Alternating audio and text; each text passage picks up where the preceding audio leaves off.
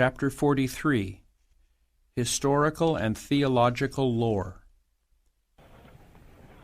Many who are seeking a preparation for the Lord's work think it essential to accumulate large volumes of historical and theological writings. They suppose that the study of these works will be a great advantage to them in learning how to reach the people. This is an error. As I see shelves piled with these books, some of them rarely looked into, I think, why spend money for that which is not bread? The 6th chapter of John tells us more than can be found in such works. Christ says, I am the bread of life. The words that I speak unto you, they are spirit, and they are life.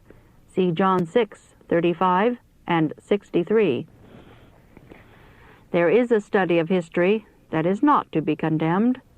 Sacred history was one of the studies in the schools of the prophets. In the record of his dealings with the nations were traced the footsteps of Jehovah. So today we are to consider the dealings of God with the nations of the earth. We are to see in history the fulfillment of prophecy, to study the workings of providence in the great reformatory movements, and to understand the progress of events in the marshaling of the nations for the final conflict of the great controversy. But too often the motive of those who study these many books is not so much to obtain food for mind or soul. It is an ambition to become acquainted with philosophers and theologians, a desire to present Christianity to the people in learned terms and propositions. Learn of me, said the greatest teacher the world ever knew. Take my yoke upon you. Learn my meekness and lowliness. Your intellectual pride will not aid in the work of communicating with souls that are perishing for want of the bread of life. In your study of these books, you are allowing them to take the place in mind and heart of the practical lessons you should be learning from the great teacher. With the results of this study, the people are not fed. Very little of the study and research which is so wearying to the mind furnishes anything that will make one a successful laborer for souls.